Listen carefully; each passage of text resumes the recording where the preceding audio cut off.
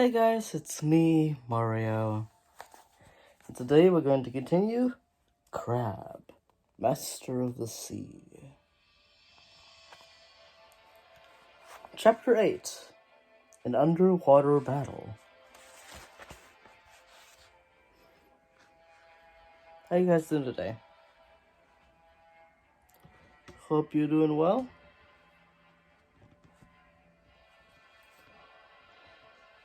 And let's get this started.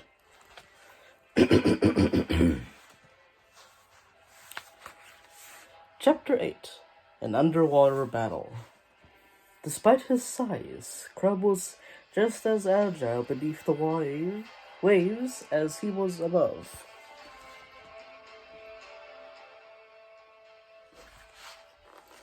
His legs churned through water with ease. As Tom continued to be dragged forwards, he stared at the beast determinedly. Somehow he knew he would find a way to remove Valmel's enchantment and make the beast good again. Lyrics.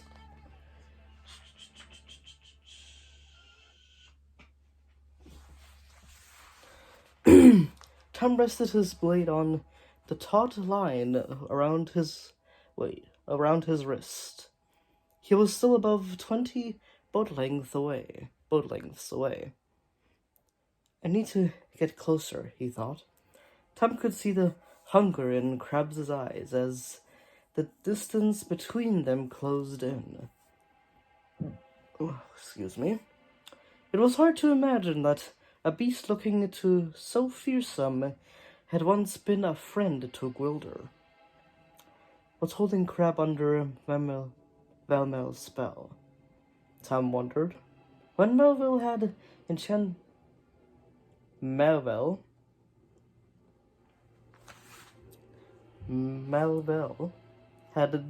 the good beasts of Aventia, he'd done so with the help of a magical object, like a collar or a chain. Had Valmel done something similar?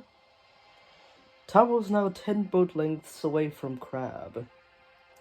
He could see that the beast's thick shell was covered in gouges and scrapes.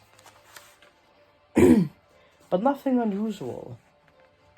Just the green slime that clung to one of the beast's pincers.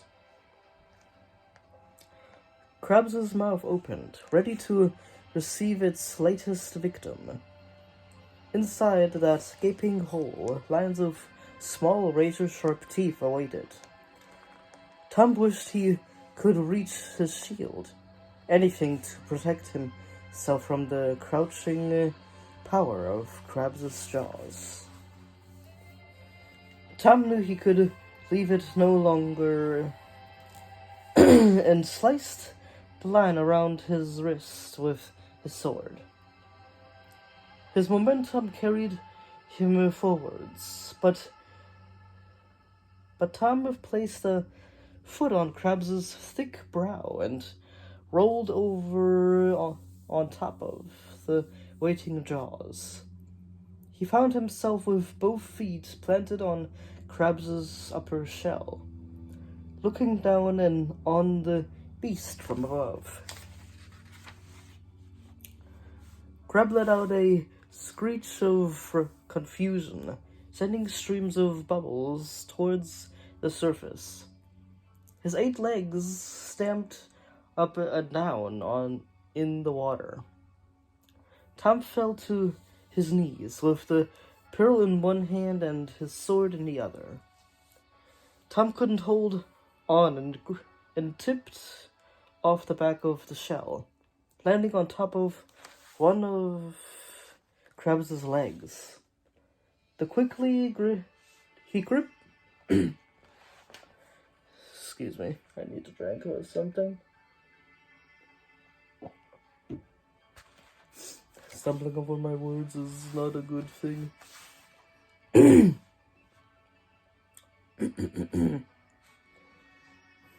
landing on top of Krabb's legs. He quickly grabbed the beast's limb between his knees. Tom held on tight as the giant crab kicked out again and again, trying to dislodge him. The beast then opened and closed his claws, but Tom was too high up for those deadly weapons to be effective. High-pitched, angry screeches vibrated through the water, and Krabb's hungry eyes glowed furiously. Tom felt his bones jar and his teeth rattle inside his head as he continued to be tossed from side to side. It was like riding a wild horse on the plains of Aventia. I can't hold on for much longer, Tom thought. I need to find the enchantment. Tom gave a hiss of frustration as he suddenly lost his grip and was flung away from Krabb, landing on the seabed.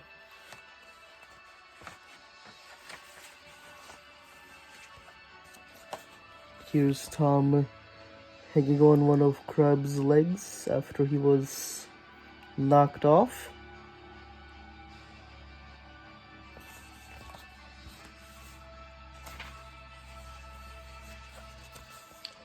And here's Tom getting flung off of Tom's leg, Krabb's back.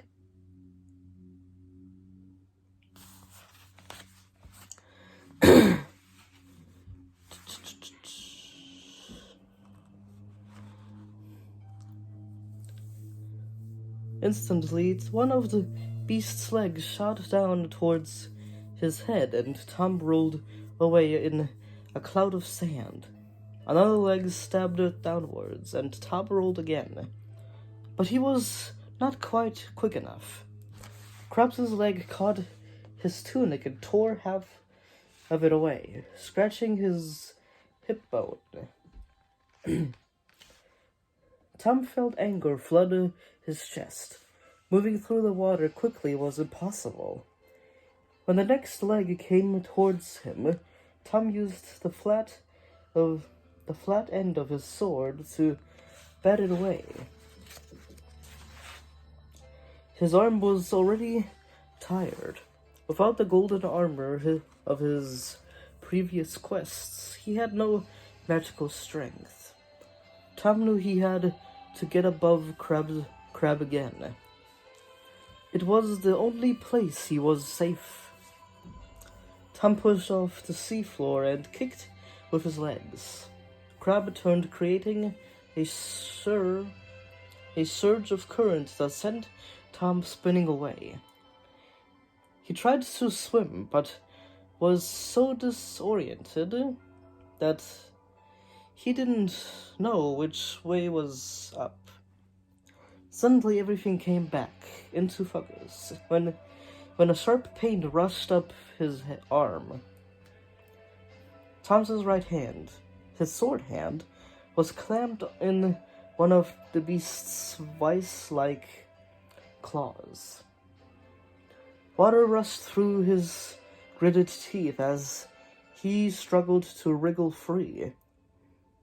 It was no use. Now that Krabb's got him, he's not letting go.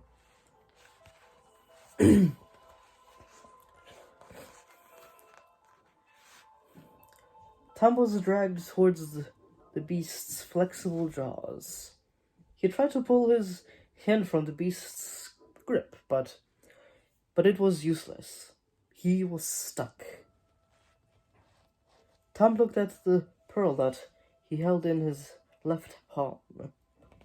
I still have one good hand, he thought to himself. I'll have to use it to break free.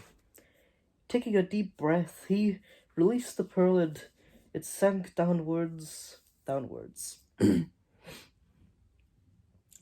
Tom knew that it was now a race against time.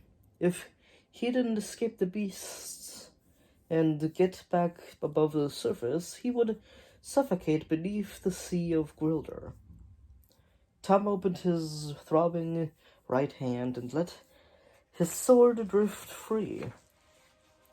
It floated slowly through the water in front of his face, and he snatched it up with his left hand. Tom didn't want to harm the beast, but he was left with no choice. He saw Krabb's eyes swivel in his direction. The beast had worked out Tom's plan, but Krabb was not fast enough.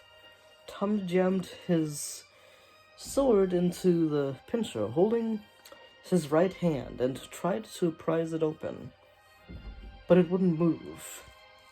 His feet were almost in Krabb's mouth, and he could see the gaping, muscular chasm of the beast's throat open, preparing to swallow him whole.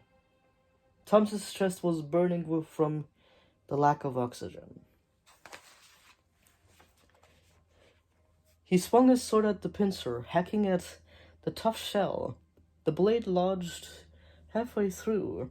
Krabb's cry echoed through the water, creating armies of bubbles that washed over Tom's body. A green cloud oozed out from the wound in the pincer, and Tom was blinded. He dragged up his left arm to shield his face. That must be Krabb's poison, he thought, remembering the green mark on Castor's back. The pressure on his wrist suddenly disappeared. The claw had opened, and he was free. And when he was freed. But where was the pearl? Tom's chest felt like it was on fire, and he knew that he'd pass out before he could break the surface of the water. He needed the mistress of the beast's prizes if he was going to survive. He opened his eyes slightly and saw that the green poison had faded away. He turned in the water and locked eyes with Krabb, who was swimming straight towards him. Tom tried to hold his sword in his right hand. But it was still ached from being trapped in Krabb's pincer, and his whole body felt faint from lack of air. This was it, Tom thought desperately. The end of the quest.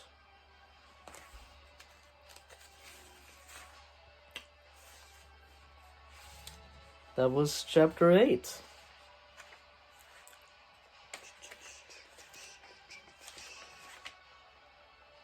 An underwater battle. Well, I hope you guys enjoyed this chapter of Beast Quest.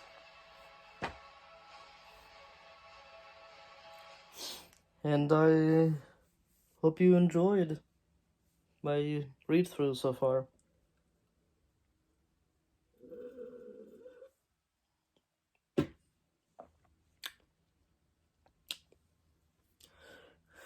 I've also read the first, second, third, and fourth series of Beast Quest already.